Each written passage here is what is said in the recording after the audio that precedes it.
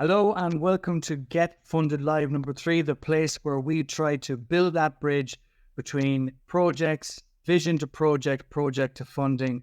And we are joined today by an absolute superstar from the world of finance. This lady is someone that has, in my mind, such unique skill in terms of being able to get numbers to tell stories, which is a really, really important part of an investment journey, a funding journey. And there are some really, really key pieces and key points that need to be really hammered home in order to enable pro forma or financial document to be able to tell that story. And that's what she's here to talk about with us today. So Efi Philippou, you're very, very welcome. I struggle with the Greek names. You and Ernest, right? I struggle with the Greek names. You're on mute there, but pronounce it first correctly. I know we literally just did this, but go again. I will do it for you. I mean, just hand the microphone to me, and it's fine. I mean, I'll just leave. See you later. this is fine. Well, thank you for the super introduction anyway. But I'm struggling with Irish names, but the Irish traditional names too. So it's fine by really. So I will make the soft introduction. I'm from Cyprus, obviously, or even Greece. It's only two ways with that name and surname. And I'm a fractional CFO and financial strategist.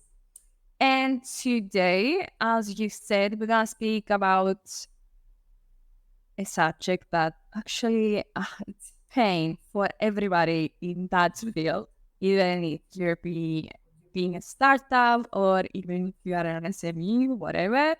Because I was having yesterday a discussion and there was an owner and he told me that, we're struggling with our projections. We're always getting these wrong. And I told him, this is normal. It's like we're biased, okay? Whatever we're reading, we're biased. So we were presenting something, we're gonna present it wrong. Or we're not making any scenarios. Our brain, there are two brains, the worst case scenario brain and the best case scenario brain, but the realistic scenario brain is out of the scope. So what we're going to discuss today is the reliability of data that we have into our financial projections, the correctness and the completeness, which is, I think that we need to see very carefully, especially if we want to raise funds, because and this is a huge one on raising funds, right? Because I'm just going to say from the get-go here, if you do not have this stuff nailed down from the very, very beginning, right? It's painfully obvious, actually. It is painfully obvious when this hasn't been done to a high enough standard. Even in a pitch deck where it's only summarized at a very high level, it is, painfully obvious when this hasn't been done. And what we very often see is you'll have a pitch deck and there's not much else behind it, right? There might be a business plan there, but what's the business plan based on? A lot of people seem to start with this idea of I'm going to create the pitch deck to get the concept down on paper. Well, that's fine. But from in terms of strategizing for your business, in terms of strategizing for raising funds for your business, and bear in mind, raising funds for your business is an elite realm in business. It's like any other elite sport or anything like that. You're talking less than 1% of people or businesses are actually successful in doing it. We are talking about the absolute elite of business here. But if it's not built on solid financials that are complete, that they are accurate, all of these things, then, it's built on sand, right? So the big one for me, Efi, I think is completeness. Because when I talk to people, right, it's one of the big, right? When I talk to people, and we talk about this, the completeness of data, you get this like glazed look, right, where they're going, I don't know what you mean. What do you mean completeness of data? So when we say completeness of data, what is it that we're talking about? we're talking about. So I like using metaphors. Okay, So I'm gonna use the ice cream because summer it's 50 degrees in Cyprus, so we're suffering. So it's like an ice cream. Obviously, if you're getting an ice cream, you're getting the cone. Sometimes you're getting the chocolate, and sometimes the sprinkles. This is a complete sandwich, ice cream. So I'm hungry. Sorry. So anyway, the completeness of data is like when you're building your financial model and your financial projections, you need to put all the information that will actually drive your results. So let's say you have a restaurant. You're gonna include, let's say, labor. You're gonna include the electricity, utilities, cost of sales, everything. But there are some bits that you're not including. Let's say you're not including repairs and maintenance. Why you're not including repairs and maintenance? Obviously, something's gonna break throughout the year, and by missing such important information, and Iman, the reason that most of the people are missing those information, in my mind at least, is two reasons. First, they are too invested into that project. So they don't see a holistic picture. They are in the project, working the project, so their mind cannot zoom out. So they need somebody to zoom out for them and gather all the information and put them there. And then is the literacy, the financial literacy that people most of the times do not have. Not because it is something that, it's physics or something, but it is not their job to have that literacy. So what they have to do is discuss with a professional or discuss with a third party and overview those financials, because you're still biased and you're still overworked by your project. You have your 100% invested into the project, and it's normal. It's not that you're not having the knowledge of your business, but is your mind is pretty 100% occupied on your project. So, and if I take it into to agriculture, because we see a lot, I've been talking to a lot of ranchers recently, so in the States. So let's talk about ranching, right? A big overhead that often gets left out in financial forecasting with ranchers is horses. Okay. So they might be raising funds, they could be raising funds for acquisition of land, they could be raising funds for new machinery, they could be raising funds for a new truck, whatever it is. And they always forget that in the financials, in real life, they don't, because they're the ones feeding the horses, right? They're feeding the animals. But in the financials, it's like they forget the horse needs food, right? And they forget the horse needs water, and they forget that the horse needs stablings and needs bedding and needs to be looked out, and that's all labor. And then you have a storm, and you have to fix the stable, and like, as you say, the maintenance and that.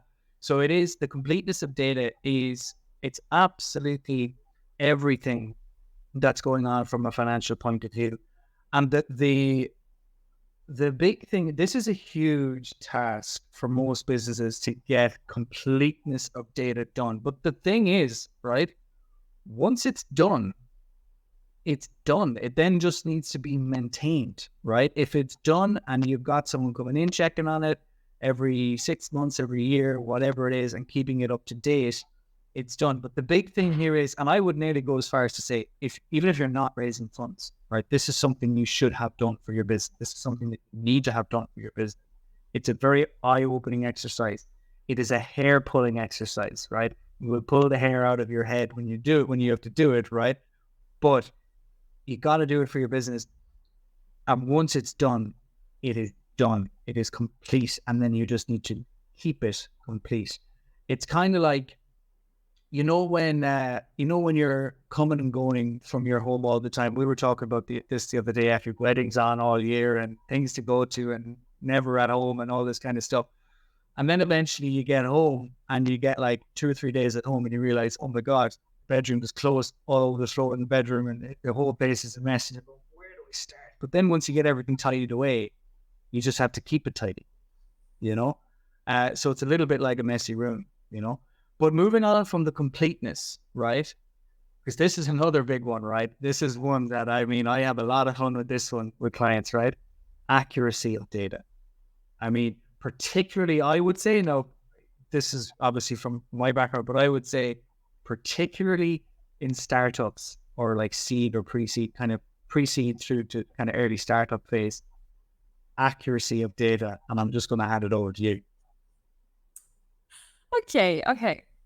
Let's take a step back on this, because accuracy of data, oh God, it's like a fever. It's disastrous thing. I got my glasses off because this is a headache for me. Okay, so you're starting actually with bringing your data in, and then you're just using, people are just using one resource. Most of the time today, see, they're just using one resource. And it is not that they are lazy, actually. It's because they presume that, okay, I found this data from the X resource, which is certified, it's from the government, or it's from another company's books, which is public company, and it's fine. But it's not. I mean, they have their own circumstances, those companies, and you cannot rely on just one player. You have to gather information from 2, 3. For me, it's 5 resources enough. Okay, because I'm a psycho on this, but you have to gather all the information, cross-check the information, because many sites and many resources, they have also outdated data. Like researching governmental resources, most of the time it's outdated. And they lack also from foundations and many other inputs. So by having some information there that the investor, or let's start with the investor. If the investor actually asks you, where did you find that number? What is the resource of that number? And you're just speaking like a single word, like, I found it from the government or from a university or from an ex company. That's it. It's over. Yeah. You lost. On the single point of data piece as well. And I think this is something that maybe not understood or maybe not thought about or not missed. What that communicates to an investor is you picked a single data set. Now, whether you checked every data set out there or not, the investor is going to assume you did, okay? And they're going to assume that you picked the data set that best supports your outcome, which means they're now viewing you as someone that's trying to pull the wool over their eyes, okay? So the accuracy of data in terms of, as you say, Efi, five data sets or more, cross-reference them, check, and, because you will have data from last year, you'll have a data set from 5 years ago. You want it to be as accurate as possible. I would always say you want it within the last 3 years. If you have it within the last 3, if it's accurate within the last 3 years, you're not too bad. If it's beyond that, I mean, in the world we live in today, even with inflation, right? Inflation could have had a huge impact alone on the accuracy of the data if it's 5 years old, And sorry for interrupting you, but the last couple of years, every year is different. So the next year that you're projecting is not going to be the same as the previous years. Yeah. So don't take those information for granted. There is a difference, a substantial difference, especially in cost and the consumer behavior every year is different. So even if you're cross-checking or you're using 5 years, for me, it's a no. Because you're going too far from your scope and from your reality, actually. That 3 years, as you correctly said, it's fine. It's perfectly fine. But then you have to consider for the next year, the upcoming year. It's going to be totally different.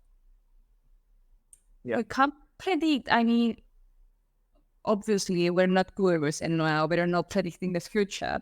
But still, it is more, you have to be more skeptic on data that you're putting in there and those assumptions on those data. And another note, please don't rely on ChatGPT solely, please.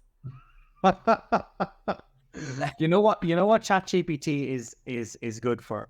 Okay, and I use it a lot for this. Okay, I'm what I call myself an undiagnosed dyslexic. I've never been diagnosed with dyslexia. I've never taken the test, but I 100% am dyslexic. So I'll write something and I'll throw it into ChatGPT and go, are there any spelling mistakes in this, any grammatical mistakes in this, anything like that? And she 9 times out of 10 it goes, yes, Eamon, you're an idiot. Here's what it should say. So it's brilliant for that. But look, if you are using, and ChatGPT's got better in the sense of it's now kind of valuable for trying to find where there is data, right? As in, here's a source of data you could look at, right? It's because it's now reading stuff in real time and searching the web and all that. But you shouldn't be going near it if you're looking to base your whole structure on whatever ChatGPT is going to give you. Absolutely not. That would be like asking an infant, right, to write this for you. Okay, albeit a very intelligent infant, but that it's not a good idea, and it's quite obvious as well when that has been done. But I think because there's another point here as well, right? You get your five sources, right? One of them, two of them are within the last 12 months. Two of them are within the last kind of 2 years, and one of them is kind of just over 2 years old, pushing towards the 3 years old mark. The investor journey, and we meet a lot of people that say to us, I want to raise this much money. Okay, great. What's your timeline? Oh, I need it next week. You're asking me for 10 million. So the really important thing to be aware of here is a 6-month journey, a 6-month investment journey is really fast. Like that is lightning speed fast from where, from start to getting funded. Realistically, you're looking at 12 months and maybe more, right? We have, projects that we work with that are 2, 3, 4 years on this journey of looking for their funding, right? So obviously, if you're 3 years into your investment journey, the data you were basing your project on 3 years ago is now out of date, So there's the completeness at the point when you start, right? There's the accuracy at the point when you start, and then there's the maintenance of both, because even the completeness is going to change. I mean, and the big shock that everyone was subject to, 2020 lockdown, right? All that kind of stuff. By the end of 2020, nobody's data was complete because so much had changed. It was instantly, like once that hit, something 12 months old, data 12 months old was now redundant, So talk us through a little bit, I suppose, about the maintenance of a data set, the maintenance of your data. What are some tips and tricks, and how can people find resources quickly to keep that data up to date and relevant? Okay, first we assume that we have complete and accurate data, right? Yes. Okay, because it's another story. Yeah, and that's a big assumption, right? That's a huge assumption, okay? But that's the assumption we're going to make. Okay, so we have only 10 minutes, so I have to go on with that assumption because anyway, nobody's gonna trust you and to invest their money if you don't have complete and accurate data, first of all. Then your business is not gonna survive because the data that you inputted there were completely wrong. So your cash is gonna be drained out. And so I take those for granted that we have those two fixed variables there, and we move on. So about the maintenance of data, you have to treat these very carefully, because if you're not maintaining your data, you are never gonna have a realistic picture of your finances. First of all, so the cash flow, profit and loss statement, your balance sheet statement. This is a white gray for me because I'm a financial advisor. I know those things are boring, but it doesn't have to be boring. You have to treat this as your little kids. You need to maintain them in order to show up light into the community and be able to be sustainable. So you're starting with a set of data. Let's stick to the P&L data, okay?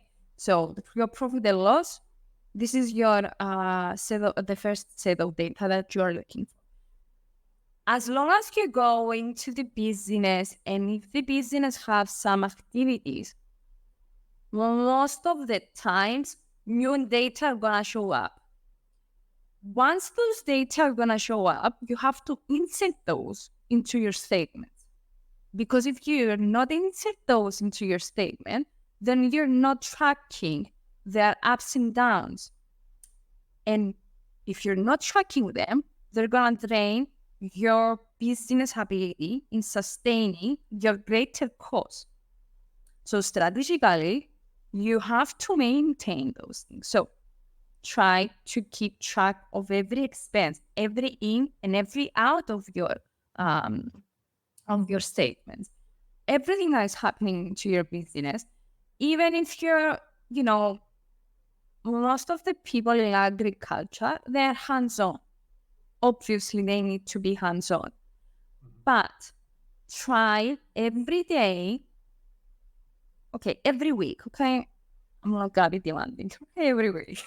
So every week, try to grab this piece of paper and see, I have this statement. I have 3 or 5 inputs there.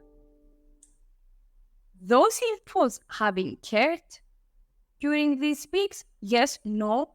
Have other inputs incurred during this week? Okay, I'm going to input them there. And by doing that, you are keeping a habit in your mind, actually be able to track every day what's happening realistically into your business, even if you're not looking into this data. And then if you're having a better understanding of your business, then you can sustain it into the long term, and take careful steps, because you are one step ahead if you know your data and your inputs. So you can't predict actually if something's gonna happen, or if something is going up. Instantly you're gonna spot it. So this is the thing I always say about data, right? Data doesn't lie and it doesn't hide, right? Once you put it on a page, it's there as long as it is complete and accurate. And here's the last one. I do want us to talk about this. We've only got a few minutes left. But assuming it's complete and accurate, the data is not going to lie and it cannot hide, right? The only last piece of the puzzle, and this is, I suppose, where from an investor's point of view, they start to get forensic in a lot of ways, is the reliability. Okay. So your data is complete, your data is accurate, but it could be completely accurate and unreliable, right? So this is again coming back to where you getting your data from, right? Who is the source? How up to date is it? But the reliability piece is crucial, right? Because you could have a friend that says, and you might say to them, I need a lift, right? I need you to bring me from point A to point B, bring your car down. Do you have a car? Yes, I have a car. Does it have petrol in it? Yes, it has petrol in it.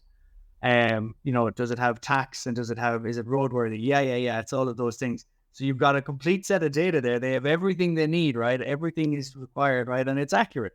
Data is complete and it's accurate. They have all those things, but they turn out to be unreliable and they don't turn up for you.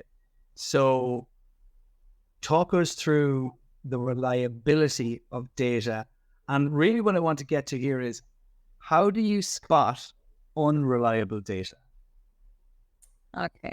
So, first of all, it's like your business is like a patient. Okay. It always has history. And history doesn't lie, obviously. So, and okay, I'm going to go back. Creative accounting and creative data is not working. Okay. So, if you, financials are the only place that you have to be pragmatic and not creative. Business, you have to be creative, okay, in order to thrive, in order to differentiate yourself. But data, pragmatic data, only pragmatic data. Moving on from that point of view, and we're starting seeing like unreliable data. So when I see a set of data, I'm going to speak for myself, okay? When I grab some financials, and I'm not an investor, I'm not investing anything, I'm just doing my work, okay? I'm a bit obsessed, yes, but still, I'm grabbing my data and see, I've made an X amount of sales. Okay, those sales, where did they derive? Yada, yada, yada. They insert all this sort of information. And the next year, I'm going to do like a 30% increase of sales. Okay, why? Because there is a statistic of an unreliable source of just one source. And when you're looking into that source, there are the 10 resources that say that the increase in that particular assumption that you made is going to be 10%. Instantly, you see, and it is easy to spot unreliable data because are too fancy. They're too fancy. And then we see the other side of the coin, which is too optimistic things like, okay, I have a crop and the next year is going to be a fantastic year. We're not going to have like any crazy weather. The conditions are going to be perfect. No, this is unreliable. Obviously, this is unreliable. So, too optimistic. Most of the times is the too optimistic. The too pessimist, though, on the other side, is still unreliable, but it saves you from a lot of trouble, at least. Yep. So you're on the safe side. So this is the first thing. There are other more, other things to spot the unreliable data, but most of the times is the too fanciness of the data, optimisticness of data, and lack of basic assumptions for that data.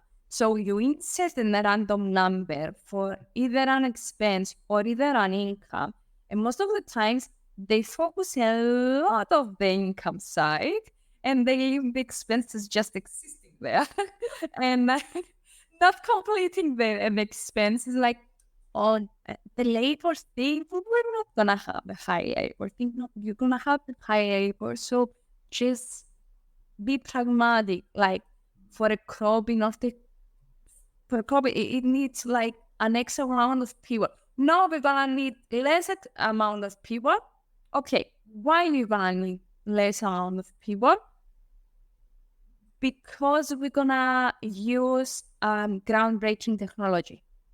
Okay, how are you going to buy that technology?